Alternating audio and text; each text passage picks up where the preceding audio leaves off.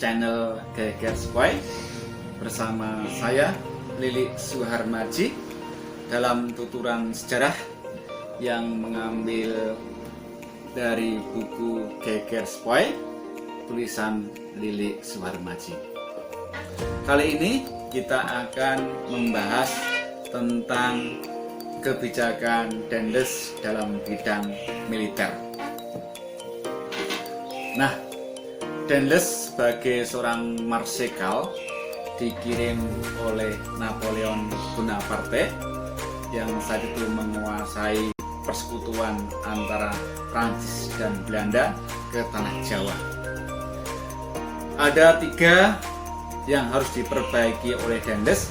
Yang pertama tentang perbaikan ekonomi, karena sejak VOC melakukan korupsi besar-besaran, maka secara ekonomi keuangan Belanda sangat dirugikan.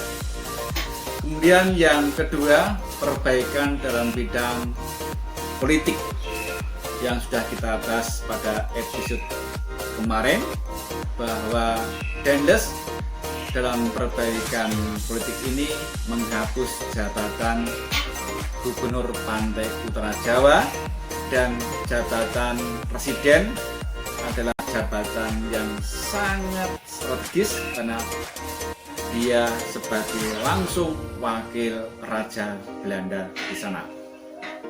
Kemudian yang ketiga yang harus diperbaiki oleh Daendels adalah bidang militer. Nah, dalam bidang militer ini Daendels mempunyai 2 tantangan besar. Yang pertama datang dari 2 kerajaan besar di Jawa, yaitu Kerajaan Surakarta dan Kerajaan Kesultanan Yogyakarta. 2 kerajaan besar di tanah Jawa itu mempunyai prajurit yang jumlahnya ribuan. Untuk itulah jumlah itu menjadi tantangan tersendiri bagi Daendels. Tantangan yang kedua adalah tantangan yang berasal dari Inggris, di mana Inggris diperkirakan bisa sewaktu-waktu merebut tanah Jawa dari kekuasaan Belanda. Hal ini karena terjadinya perang di Eropa antara persekutuan antara Belanda Prancis melawan Inggris. Perang di Eropa merembet ke tanah jajahan karena Jawa dijajah oleh Prancis Belanda, maka orang-orang Inggris akan berusaha keras merebut Jawa dari tangan Belanda. Nah, untuk menghadapi 2 tantangan besar itu, maka Daendels mempunyai 2 program perbaikan militer. Program yang pertama adalah membangun jalan dari ujung timur Pulau Jawa sampai dengan ujung barat Pulau Jawa, Anyer sampai Panarukan. Tujuan dari pembangunan ini adalah untuk memobilisir tentara Belanda apabila sewaktu-waktu Inggris menyerang Jawa. Kemudian perbaikan yang kedua yang dilakukan oleh Daendels adalah membangun infrastruktur militer Belanda. Nah, infrastruktur yang dibangun adalah misalnya membuat kapal perang, kemudian membuat jembatan, kemudian membuat parit, dan membuat barak-barak militer Belanda. Nah, yang jadi masalah adalah materialnya sangat besar. Material yang digunakan saat itu adalah kayu jati. Kayu jati memang dikenal mempunyai keawetan yang tinggi. Nah, di kekuasaan Belanda yang ada di pantai utara Jawa seperti Jepara, Rembang, Kudus, sampai Gresik, kayu jatinya berkualitas rendah. Karena kayu jati yang ada di pantai utara Jawa itu kadar air lautnya sangat tinggi. Nah, menurut Daendels, kayu jati yang berkualitas tinggi itu ada di pedalaman. Misalnya di Ponorogo, di Magetan, di Madiun, dan sebagainya.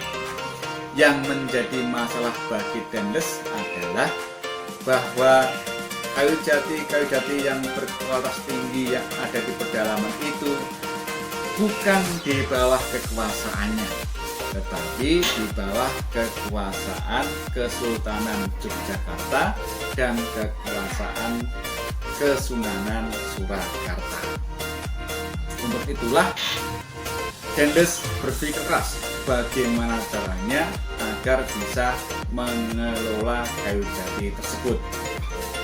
Pada mulanya Dendles bekerjasama dengan orang-orang Cina. Jadi orang-orang Cina ini dalam pengolahan kayu jati itu diminta untuk kerjasama. Orang Cina disuruh untuk mengolah, nanti kemudian dibeli oleh Belanda. Tetapi akhirnya orang Cina tidak mau, karena kerjasama ini tidak membawa keuntungan yang besar. Bagi orang Cina saat itu, membangun infrastruktur misalnya jalan tol, kemudian rumah judi lebih disukai karena mempunyai keuntungan yang sangat besar. Nah, kegagalan bekerjasama dengan orang Cina ini membuat Dendles tidak menyerah begitu saja. Dia berpikir keras bagaimana caranya agar dapat mengelola kayu jati yang berkualitas tinggi di pedalaman itu. Akhirnya diputuskan oleh Dendles untuk kerjasama dengan Kesultanan Yogyakarta dan Kesunanan Surakarta. Caranya dengan cara koersif. Dendles akan mengelola kayu jati berkualitas tinggi itu, dan nanti dua kerajaan itu di akhir tahun akan mendapatkan kompensasi. Bagi Kesunanan Surakarta, hal itu tidak menjadi masalah karena Sunan Pakubuwono IV apapun yang diambil sebagai kebijakan Dendles ikut-ikut saja. Tetapi untuk Kesultanan Yogyakarta, awalnya Sultan Sepuh tidak bersedia, tetapi Dendles kemudian menindas Sultan Sepuh dan akhirnya Sultan Sepuh bersedia, apalagi di akhir tahun nanti Sultan Sepuh akan mendapatkan kompensasi. Yang menjadi masalah adalah Raden Ronggo III. Kenapa menjadi masalah? Karena kayu jati yang ada di Ponorogo, di Madiun, di Magetan, sebagian besar itu adalah di bawah kekuasaan Raden Ronggo III sebagai apanasenya. Kita tahu bahwa Ronggo III sebagai Bupati Madiun membawai 14 bupati di mancanegara timur. Apabila kebijakan Dendles ini berjalan, maka Raden Ronggo III sangat dirugikan secara ekonomis. Untuk itulah kemudian Ronggo III pergi ke Sultan Sepuh dan mengajukan keberatan tentang kebijakan Dendles ini.